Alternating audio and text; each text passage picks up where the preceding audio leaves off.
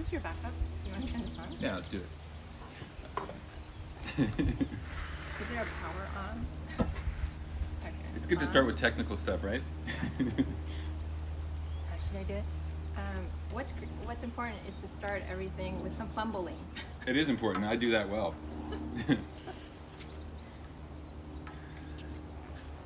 So everybody, thank you so much for tuning in. This is the very first podcast of Trees Talk, and I'm very happy to have Jem Fanvu here, whom I'm a huge fan of in a number of ways. I really, this conversation can kind of go anywhere, I think. But maybe I'll ask a question first. I guess one of the things I'm really interested in, I came to know your work through your comics, and I will say that I find them seriously hilarious and some of the best comics that I've read. So Thank you. You're welcome. There was no money exchange for him. There was no money exchange, not yet. So maybe I'm just curious to know, if you don't mind, maybe I'm just curious how you got into them, or I mean, was it something that you've always done, or maybe you could just talk a little bit about that, how that developed. Let's see. So I've always been into drawing. I mean, that's something that all kids are encouraged to do when they're young, like through grade school. Mm-hmm. Like there's always like some art component to their curriculum. Yeah. And I feel like I just kind of had a knack for it, but I never really did it seriously till I was in my 30s. The comics, you mean, or drawing? Yeah, comics. Like I never really drew.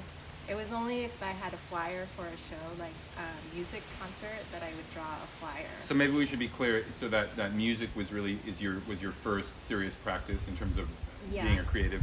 Yeah. Okay. Yeah, that was sort of like what was valued in my family. I see. Artistically, music was. How so? Do you mind unpacking that a little bit? Sure. There was a piano in our house. There was a guitar in our house. Piano lessons from the age of 5 through high school. Forcibly? Yes, forcibly through tears. My mom's a piano teacher, by the way. Okay. Yeah. But I get it. Through tears, sometimes crying because TV is so important when you're a kid. You don't want to be doing these scales. No, I hate practicing. Yeah. Yeah. Yeah, practicing something that you don't have like natural inclination towards, that is actually something that's tedious and onerous, is just like completely joyless. Like, Right. for a kid. Like, Yeah. there was no escape in it for me. There was How long did you take lessons? from 5 to 18. 18 was My- the year I could quit.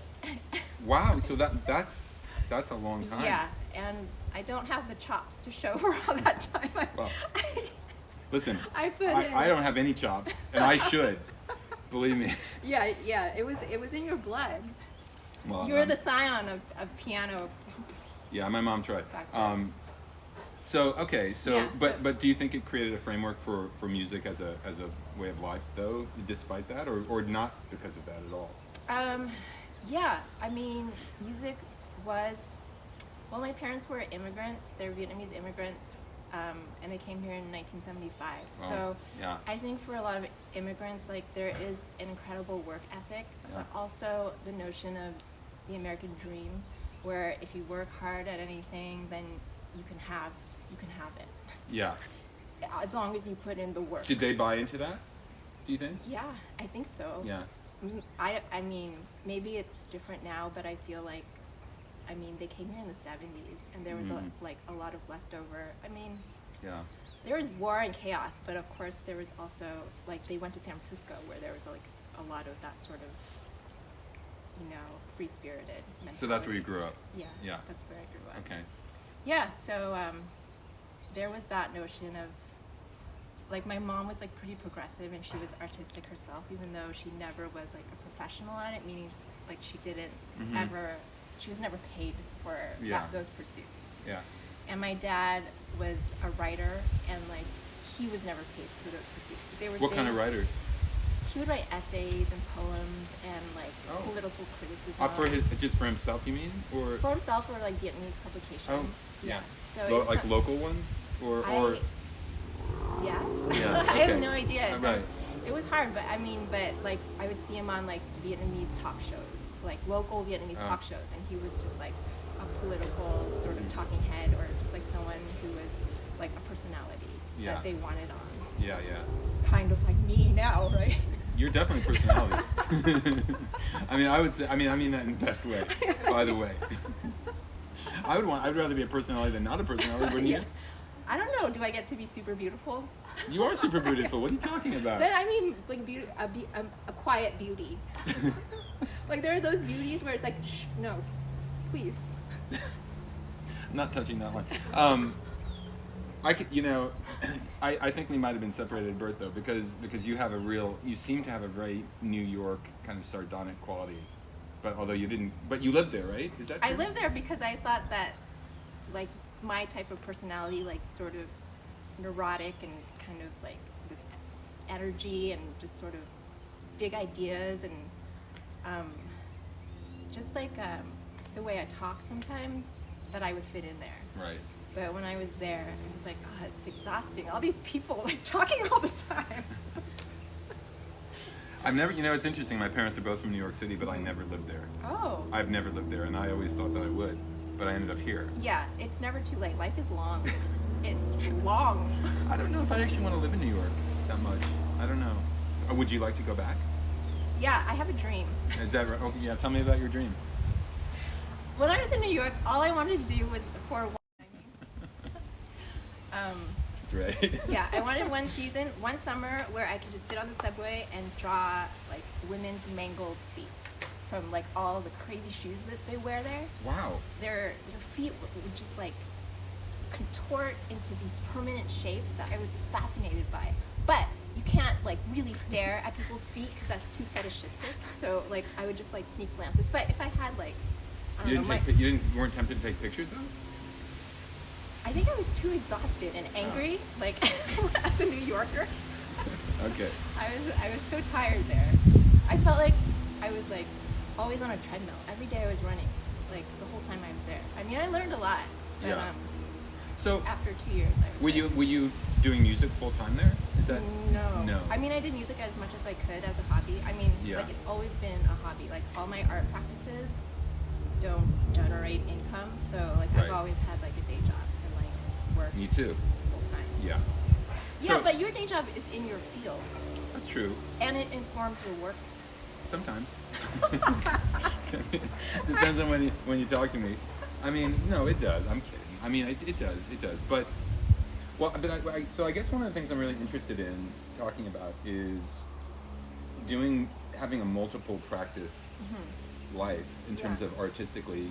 I mean, I guess I have lots of questions about it. One of them is does your music practice dominate over cartoons, or do they kind of take different?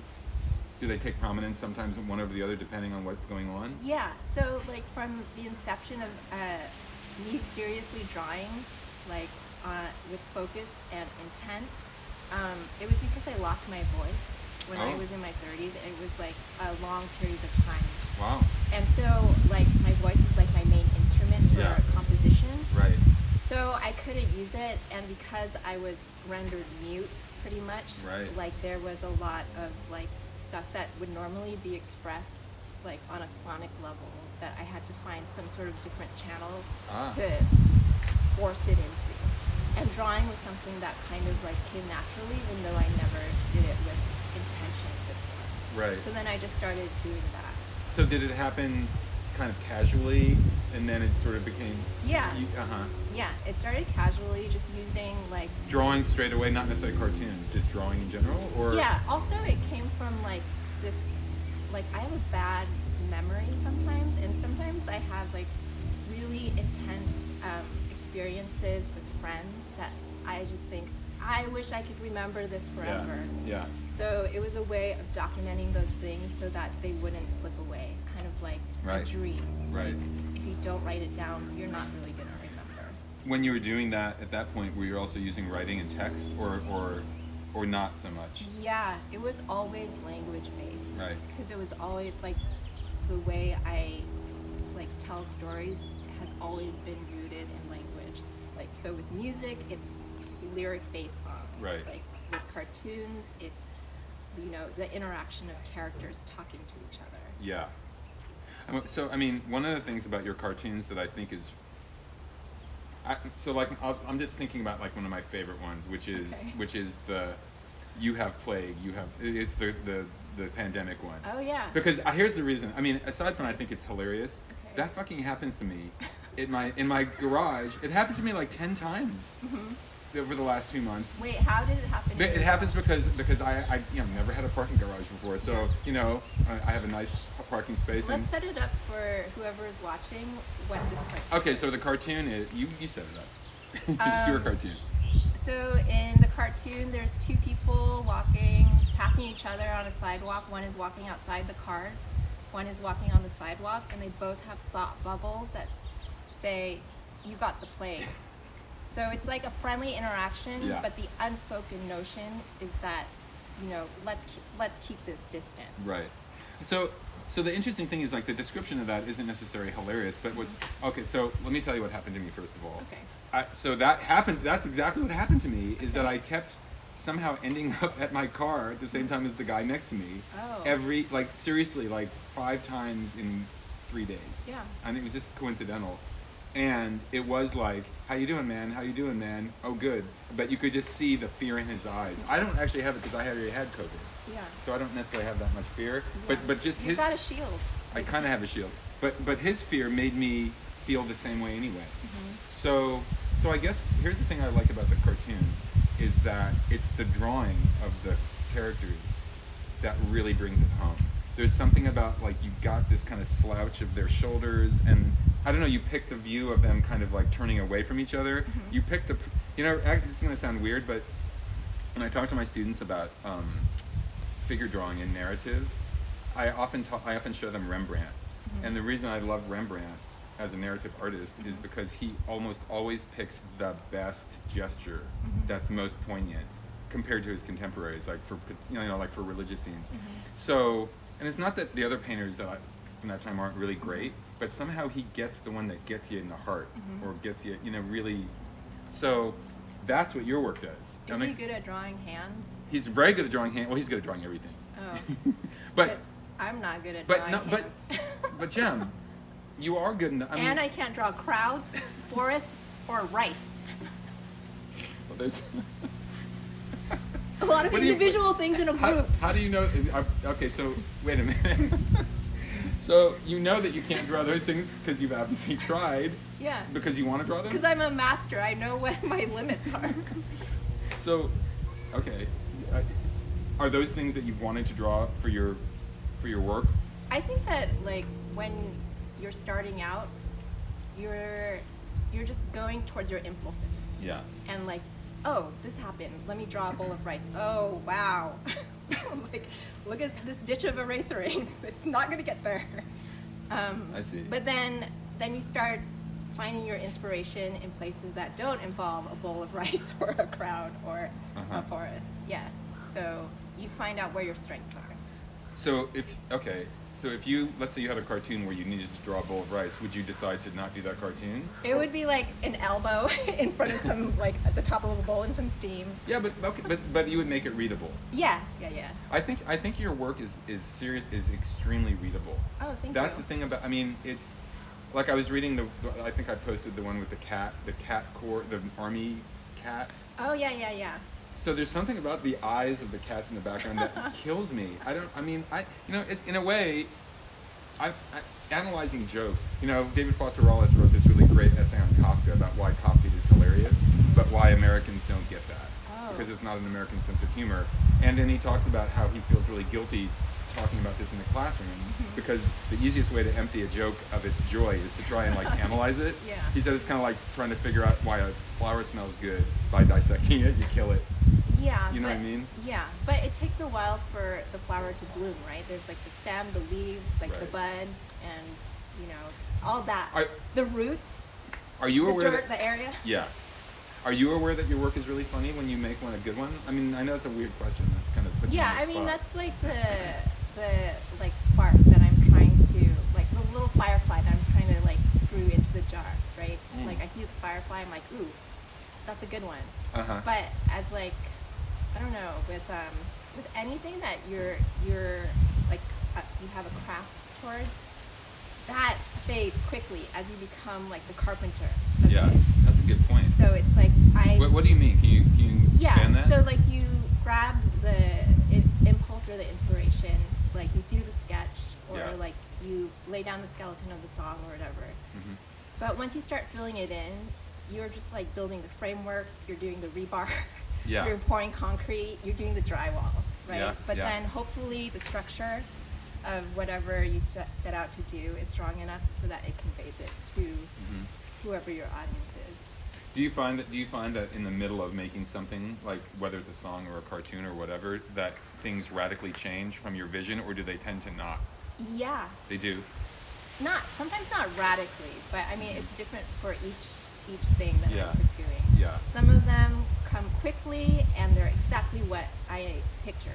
Yeah. Some of them kind of like meander in a way to find a different sort of outcome. Mhm. Like the route to the destination Yeah. is different. Yeah. I'm curious. The video of yours that I posted, I'm sorry, I don't remember the name of the song, but Hope Beyond Scope. yeah, that's a great title. So I'd be interested to hear about how that song was created and how the video was created and what the relationship is between them. Okay. Do you mind? So, no, not at all. I never get asked these questions. Am I supposed to ignore the camera or like acknowledge it? You can acknowledge it. Is there a fourth wall or not? I mean, I don't care. Whatever you like. I do care. It's not that I don't care. It doesn't. I'm good with either. Okay, so Whatever for you that like. one, my upstairs neighbor has a piano. I was cat sitting. I have like access to various instruments through my talents at cat sitting. So I was there just banging around. Sometimes I just kind of play improvisationally. Yeah. Like I pretend I'm Alice Coltrane. I'm not. Right. But then sometimes certain chords will solidify and like resonate and reverberate in Yeah. a way that it's intriguing and Yeah. it holds my attention. Yeah. And then I just play those chords over and over the sequence, and usually it's minimal, 2 chords, 3 chords. Mhm. Any more than that, jazz. which is off limits, right? No, you don't want that. Verboten. Jazz is verboten. So that We're gonna get some happens. angry letters. No, I'm kidding. So you zone out on that. Yeah. You get into your trance, and then that's when the lyrics Oh. will start coming. Okay. And then the lyrics come, and then all of a sudden the air will sort of paralyze, and you go, oh no, I need to write this down. Okay. And you need to find something quickly Right. to write it down, Right. because that's the Yeah. moment that's been condensed that Yeah. happened for that. That's interesting. And then you write down the chords before you forget. You put it on your voice notes on your phone before you forget the rhythm Yeah. and like the sequencing and like the melodic line.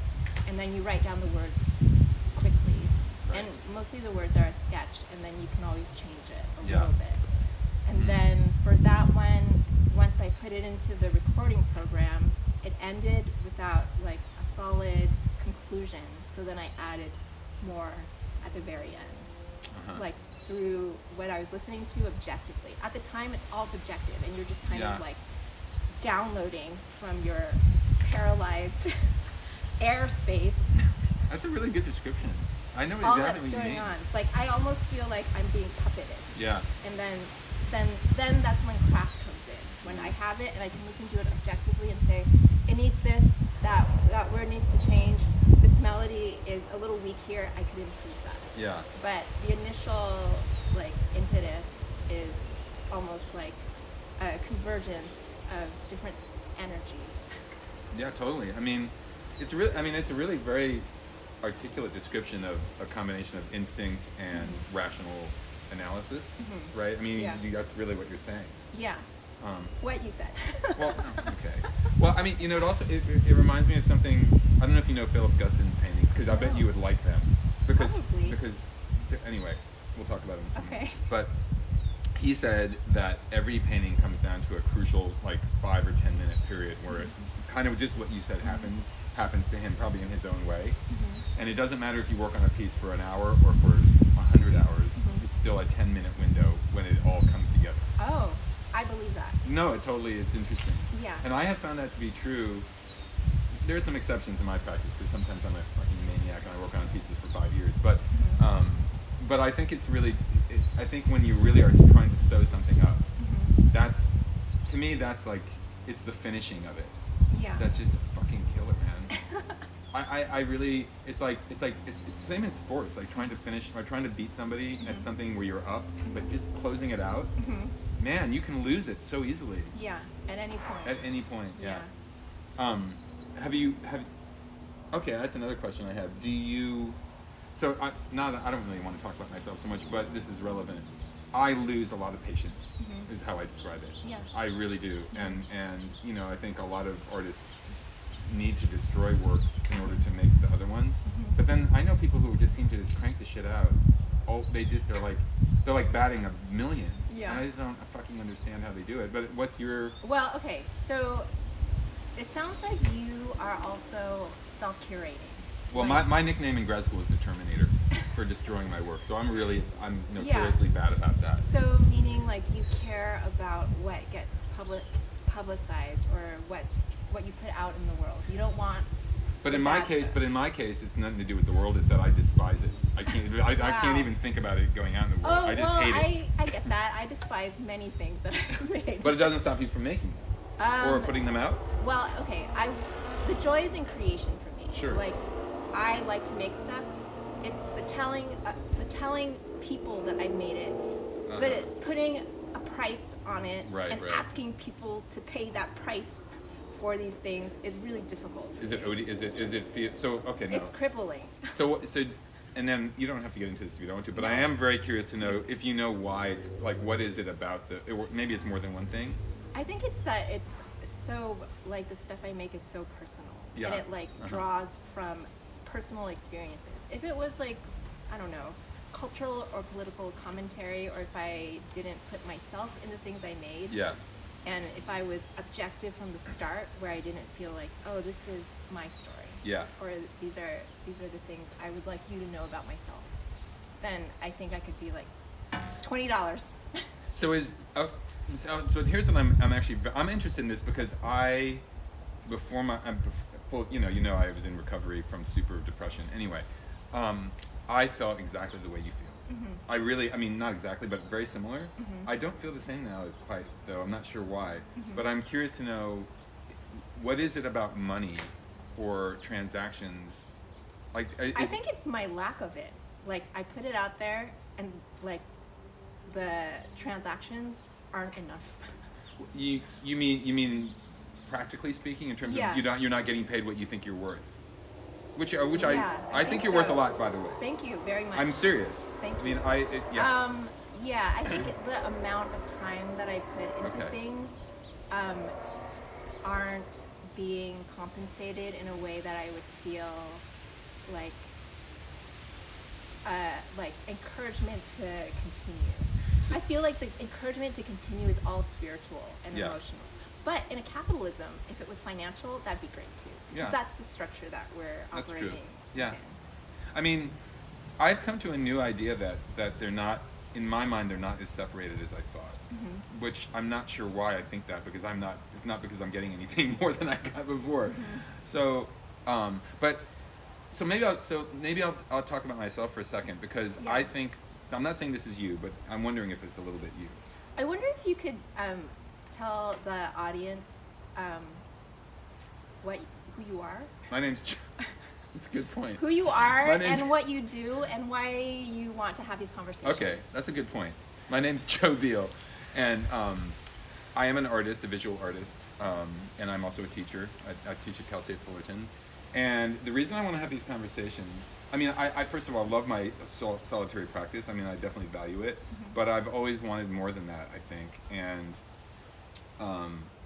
when I was I was also an art history major, and we studied particularly like the abstract expressionists and Black Mountain College. And for some reason, the existence of Black Mountain College, which was this really communal place in the 40s and 50s that, John Cage was teaching there, and Joseph Alba, all these amazing people. Yeah, there was an exhibit at Hammer. Yeah, I know, that exhibit was incredible. Anyway, I always admired that place, even though I'm not really a commune kind of guy. Or at least maybe I am now. I don't know. I'm still not. Definitely not. Is it like the enclosure of a commune? Let's not get into every. It's pretty much everything. Is it the free love? That part I could handle, or at least discounted love. Is it the vegetarianism? That's part of it, for sure.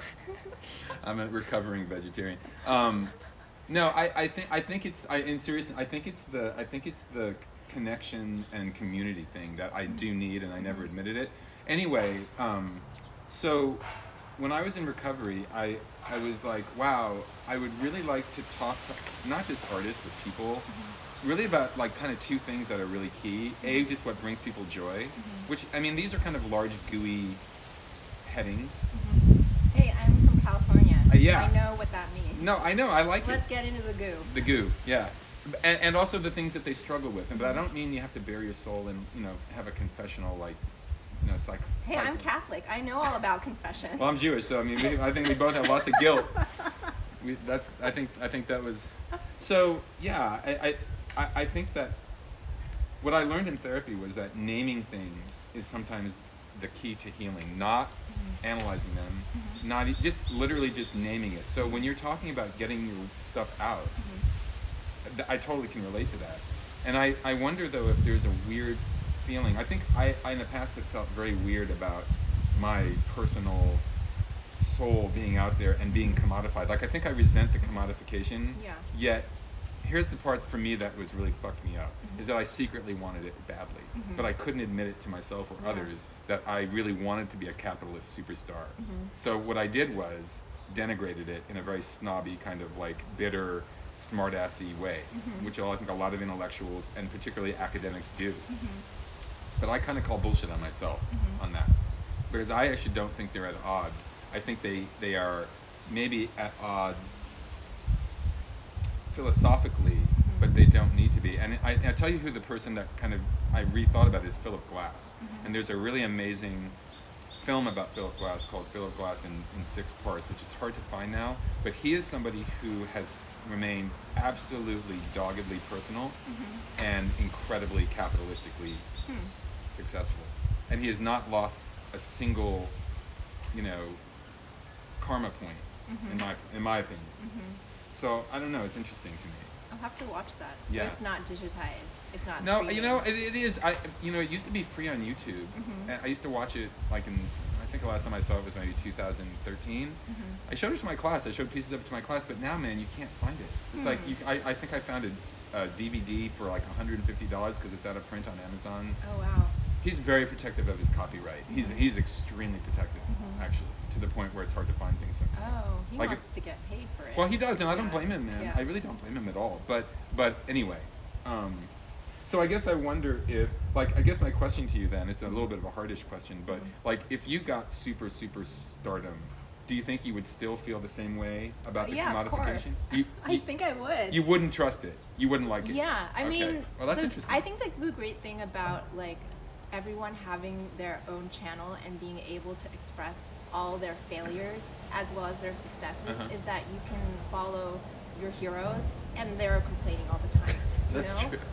Like there's always something that bugs them. So Right. it's like I could be, Sia, a beautiful pop star. Yeah. But she has, like, she's very transparent about her depression and like. So is Rihanna. Wow, Riri. You're closer to her than I am, clearly. We're on a nickname basis. I'm Instead envious. of Jem, she calls me J. If you're on a single letter basis, that's pretty good. Yeah, so like people who are at the top of their game have their own problems too. It's like no matter But- how much you progress, you trade in your set of problems for a new set of problems. But even the way you said that, which I mean, it's interesting. You said they have their problems too, but that sentence kind of implies a surprise that they would have problems. Yeah. But I mean- why is it surprising that? Okay, so like if we're taking, for instance, Instagram as like our model, Sure. like it's like a highlight culture. Like people put, pictures of themselves like having a good time, like walking through the park, but then we talk to them and they're like, I'm so depressed. So it's like, Yeah. it's not like a full picture. Maybe that contradicts what I just said. No, I but, think like, you're right. But Even if it contradicts it, it's still. yeah, I think it's. I hold both opinions. No, I mean that's part of the way it works, right? Yeah. Yeah. So- No, I hear. I get it.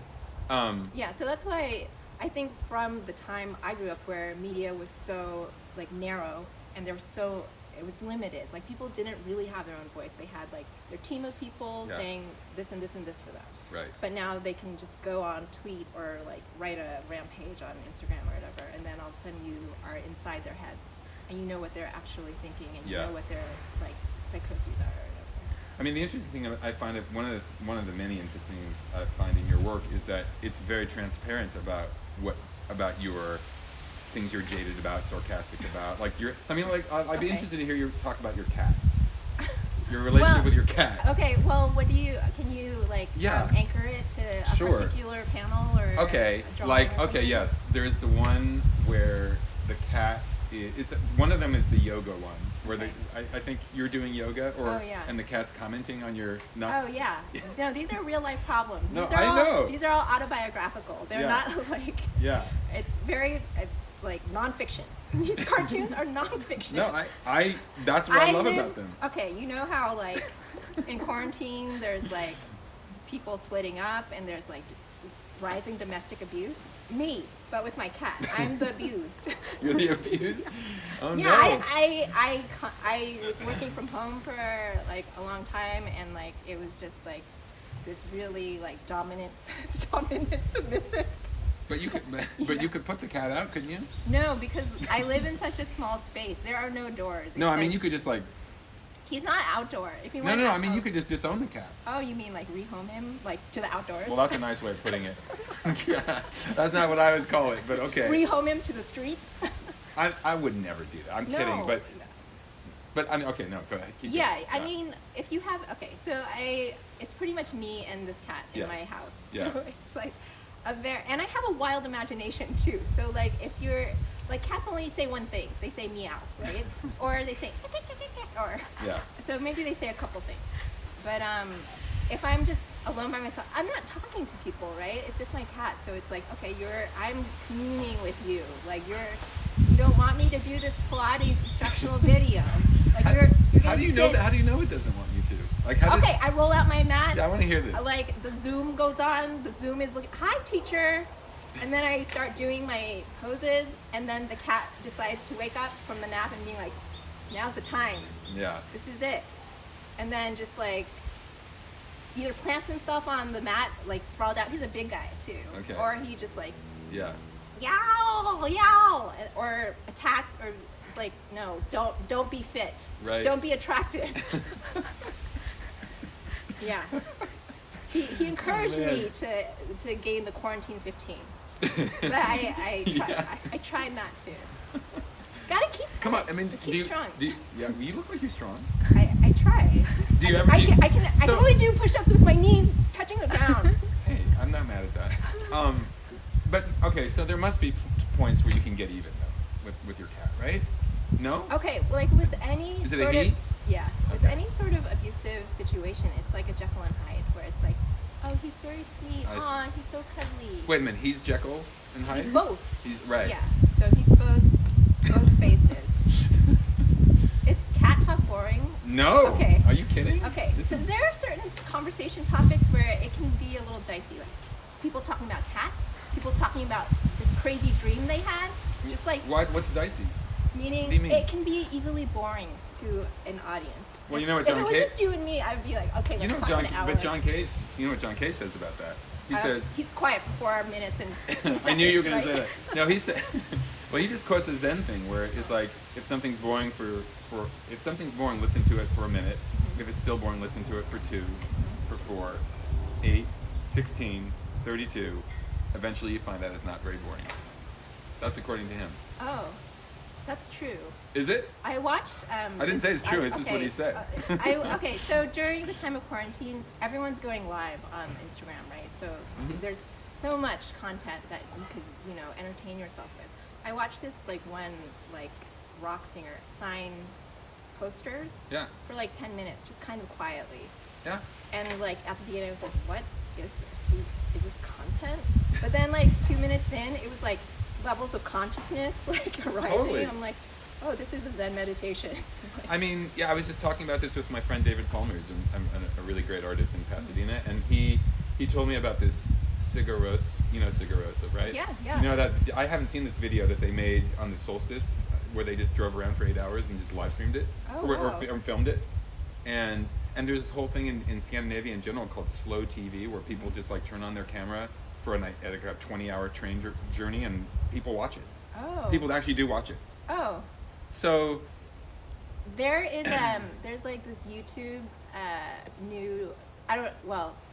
it's a trend to me because I just learned about it a couple weeks ago, but I'm sure it's like 5 years old. I'm kind of late on trends, but it's like they have like these like scapes of you could be in Harry Potter's like fireside, right, and then you just put that on your screen, and it's supposed to be very calming because you're transported to like Hogwarts, and then that's probably the same but for nerds. Well, I think I mean readers. Synonym for nerds. Yeah. Well, I just joined the Infinite Jest book club, so which I heard you called me a nerd as a result. Yeah, which is good. I don't mind that. I'll wear that. No, but then I quickly followed it up with fellow nerd. Okay. Nerd. Well then, one beat. Cheers fellow to that. nerd. Okay. We'll do a COVID. Let's do the bottom. I already had it, by the way. Yeah. Well, I haven't. No, I'm kidding. Can you still carry? Who knows? I'm going to get my vaccination in the next couple of weeks because I'm a teacher. Humble brag. Here come the shots, man. All right, I like it.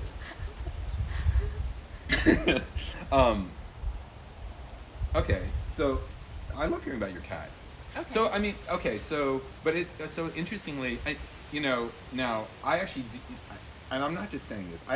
I like Roz Chast. You know her work. Yeah. From New Yorker. I think she's really quite good. Mm-hmm. But I think you're better. Or I like your work more. I shouldn't say better. But I'm curious if you put yourself in, maybe I'll ask it as a question. Do you see yourself kind of in the same kind of sphere as some of those? You don't. No, really? I very much think of myself as like a folk artist, like an outsider artist, like someone who's very local. Don't you think that term's demeaning though? Outsider?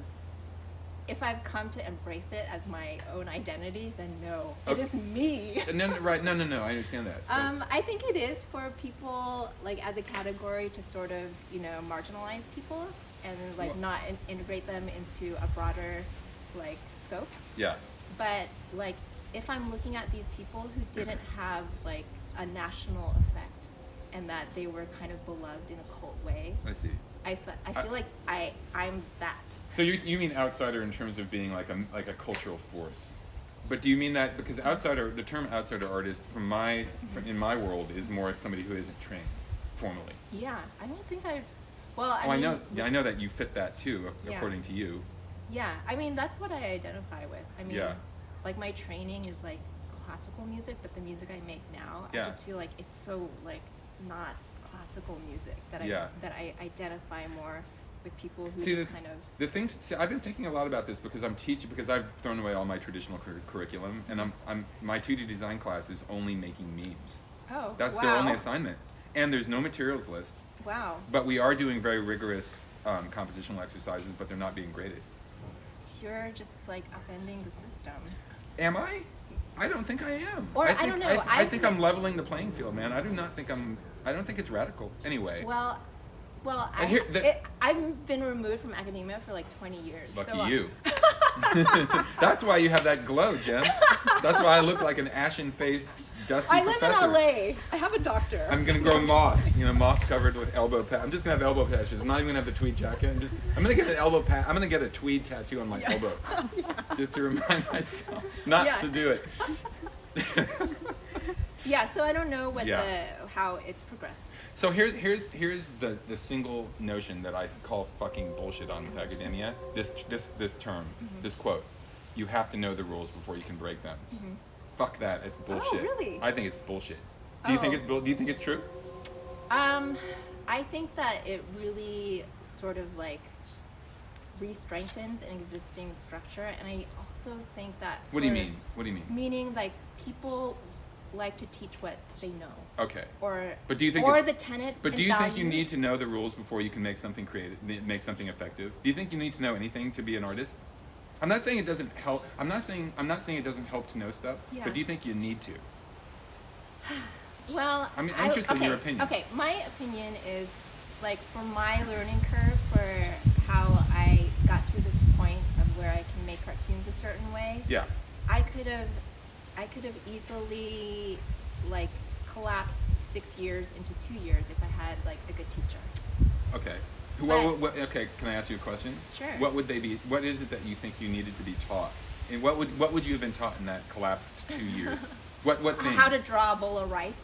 Okay. All right. Fair enough. But okay. Yeah, but I mean, Okay. Let's just say you can't draw a bowl of rice. Yeah. You're still a killer cartoonist, so it has not stopped you. yeah, that's true. Okay. So that argument's gone. Yeah. Let's hear another one. Sorry, you're 0 for 1. Okay, something that I do feel self-conscious about in, like, these practices are, like, with people who did go through the training and did go to art school, Sure. have the language to be able to talk about their Who work. cares? Who cares? In a way where they can be detached from it, where they can take criticism about it and say, oh, how can I improve? Like, Let me tell you I something. never solicit, like, Jem, opinions. if you think that that they are more well-adjusted than you are sadly mistaken, my friend. I don't know. I do they're know. so composed. They're like Dorian Gray. You know what they look like on the inside? Crumbling. Oh, the painting in the attic is just. Yeah. I mean, I'm including myself. So, I'm not trying to hassle you, really. But I think that maybe in my opinion, you might be mistaking your own awkwardness or insecurities that we all have with an actual fact that you lack the necessary means to do what you need to do. Even if you feel like you aren't doing what you should be doing, you are doing it. Yeah. Okay. I think The imposter syndrome is. I think we all suffer from it.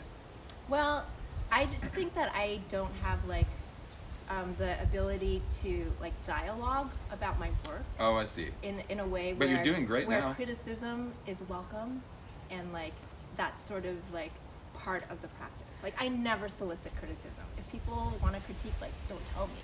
So what? Virginia Woolf. Virginia Woolf's. I don't know if you read Virginia. She's an amazing writer. I think I read To the Lighthouse. Yeah, it's a great one. I read A Room of One's Own. Yeah, that's a great one too. I'm gonna read that. Actually, I'm gonna read that on my Yeah. podcast. Virginia Woolf was so neurotic, and she ended up killing herself, by the way. You know, right? No, I don't remember She walked into that. the water. She walked into the river with rocks, and Oh, that was it. wow. But That's the end of The Awakening That's by right. Kate Chopin. yep, exactly. But she apparently her psychologist or psychiatrist, whatever, her doctor, forbade her to read her reviews of her Oh. because it just fucked her up. I think that's a great prescription. Yes. So that's my point, is that it did not take anything away from her unbelievable ability as a writer. I think this idea that we're supposed to be well-adjusted and, like, oh, we should be able to take criticism. Like, fuck that, man. Like, why should we? We're just human. Like, it's not fun to hear that shit. No. You know, and like, the idea that the idea that you can articulate yourself, okay, it's really nice to be able to do that, and yes, we can communicate, but I can tell you one thing, I understand more about your work now, and you're very articulate about what you're doing. Yeah, but I'm not asking you to criticize my work. Well, but See, we get along because it's all compliments. I can handle it. It's so easy. but why would I want to criticize your work? Because I just think it's funny. Oh, well, that's not the mode of people. But that's my problem with academia. See, that's the thing is, well, I mean, I got into this huge internet argument with this guy. Internet's where you go. I don't care. But I made a post that said there's no bad art, only bad viewers, which I know is kind of asking for trouble. And I don't know if, I do kind of believe it still. I do believe it, but I don't know if I believe in absolute. So I said it as an absolute. So that is kind of a problem with my post. But I still believe a thing about it, which is, it goes back to the John Cage thing. If I kind of look at those two red pots over there, and I'm like, I think those are ugly. And like, but so what? Somebody probably finds them beautiful, number one. Yeah. And number two, I could find them beautiful if I actually question myself. There's probably all these, like, biases that might just be habits of the day. and or maybe not, maybe they're core values, but I think that people confuse their taste with a universal judgment. That is, I think, not even a problem because it's a human thing to do, but to me it just limits your experience. Like, it'd be a lot more fun if you didn't do that because you like more shit. I don't know. Yeah. So the idea of criticism being this like necessary thing, I kind of call bullshit on that. Like, I don't know why it's necessary all the time. Maybe sometimes it is. Yeah. What do you think is necessary? Do you think it's like something that's important to the advancement of culture? Because I don't think I do. I'm questioning whether it really is. Well, I think that I don't know. well, I don't really know either. Maybe I don't have an answer for this. You don't have to have an answer. I don't either. I'm actually raising a question that I do not have the answer for myself. But well, okay, something that I do think about a lot is that, like, in regards to how people react to my work, usually musically, because, like, when I perform, there's audience there and there's, like, exchange. yeah. That just in general, people like what they're already familiar with, and Right. when you present something that's something they haven't experienced before, they're only Oh, yeah. for the most part, their only model is what they've experienced before. So Yeah. they need to take that scaffolding and like smash it onto your stuff in order Yeah. to comprehend what's going on. But I think that's really interesting you brought it up, because I was just listening to the Bob Dylan live in 1966 thing where he was at Royal Albert Hall doing all his acoustic stuff from bringing it all back home, and then he does like a Rolling Stone. I mean, have you seen that clip? It's that No. Scorsese film Oh. where he basically was like, fuck you audience, I'm gonna he goes play fucking loud to the band right before he plays, Yeah. and he just gives it right back to him, and it didn't hurt him at all. Yeah. He was also on a major label and supported by. I know, but I think that I don't think that matters. Maybe it does. Like, why does that matter? I just feel like if you have a team of people supporting you and you're revered in your community, that you have like a Okay. leg up. I think you're right, but I could also argue with you that you have Yeah. more to lose. See, I almost think that the unknown person maybe has less to lose in That's risking true. that. There is a great I mean, creativity. you know what happens Yeah. now we have cancel culture, and cancel culture can be about sort of like misdeeds and all that stuff, but it also can be like, let's cancel Bob Dylan because, I had a raging argument with my first wife's brother-in-law, who is first wife's brother. Okay, got yeah, it. got it. Okay. Got it?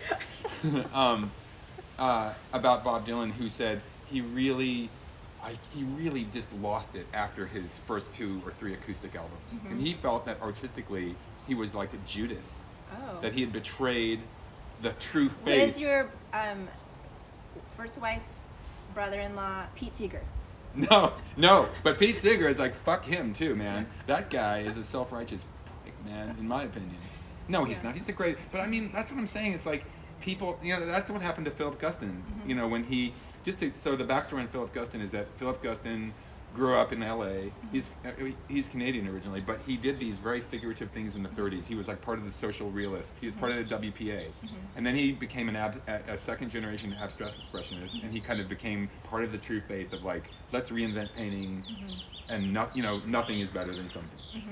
And then in 1968, and it took him, I'm oversimplifying it, he went back to his figurative roots and did this crazy ass show at the Marlborough Gallery in New York with these cartoony, they really look like cartoon things.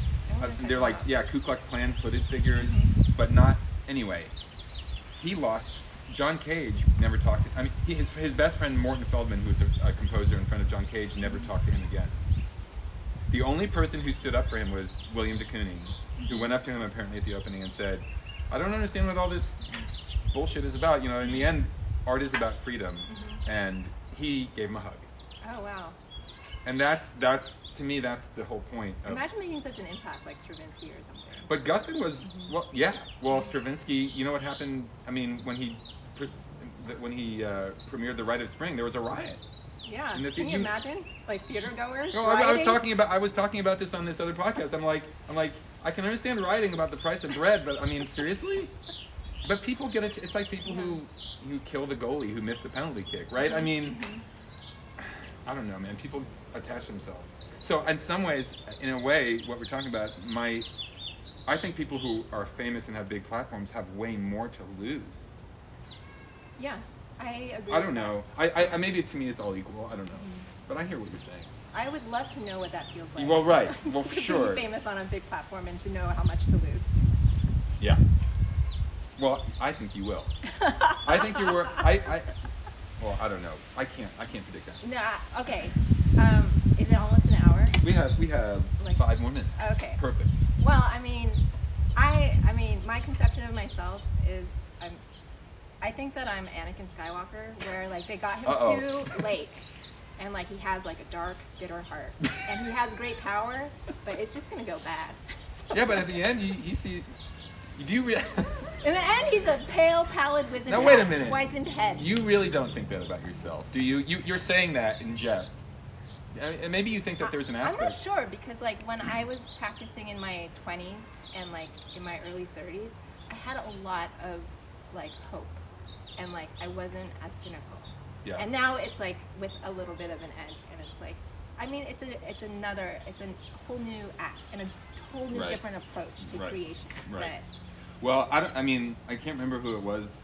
One of my teachers said there's no bad motivation for making something, even, like out of control bitterness and negativity. I mean, Keats, the philosopher, talks about negative capability as being like this major force in the world that's positive, I guess. Yeah, there's nothing like harnessing spite. Yeah, totally. But you don't seem that way to me. Well, I don't know. I guess I Yeah. don't know you that well. But No, I try not to harness all the negative stuff. but It's all cat But it's comics. but see, I might argue that you're actually just being honest about that part of it. See, here's the thing. I suppressed my dark side. I couldn't face it myself. And see, if you think you're cynical, Jem, I can tell you, I could have taken you down with my pinky. We'll have another conversation with just our shadow selves. Okay, yeah, Fido, and what, do you have a name for your shadow self? No, I haven't named. See, I named it when I was in therapy. Oh, It's Mr. Fido, which is an anagram, which is a scramble of the word freedom. Oh, wow. And I got it from a 12-step word scramble thing that they passed out to like distract us at wow. lunch, which I fucking hated. And then I was just like, wow, this is awesome. Wow, he's really like anthropomorphized to like inanity. Oh no, I've drawn pictures of him. Oh, wow. Yeah, We'll start Well, the next conversation okay. with those pictures. that sounds really good. Is there anything else about yourself that you would say that maybe is missing from the conversation? I mean, there's Well- a lot of aspects, I'm sure, but Well, I hope that whoever's watching, if there's anyone watching, we don't know the count. We could just be talking to each what's other. the count? 8. Hey, 8? That's 4 times here. That was entertaining, and that maybe you learned something from this exchange. Because I'm a clam. I don't really talk that much, but Well, I want to thank you Joe very is a clam shucker. Did you ever see the Curb Your Enthusiasm episode about the shucker? No, but I love Larry David. Yeah, you got to see this one about the shucker. Well, thank you. I mean, seriously, thank you so much Thank you for hosting. for Thank you taking for the having bullet. me. Yeah. I am seriously a really genuine fan of your work, and Thank you. I would put money on you to make an impact. Empty Culture. pockets right here. Let's put where your Um, mouth is. So thank you all for tuning in. Thank you. This is the first Trees talk, and obviously I don't have a format that's regular yet, but I'm really excited to keep it going, and I'm interested to hear your guys' feedback. So Yeah, let Joe know. thank you. Yeah, let us know. Okay. Bye.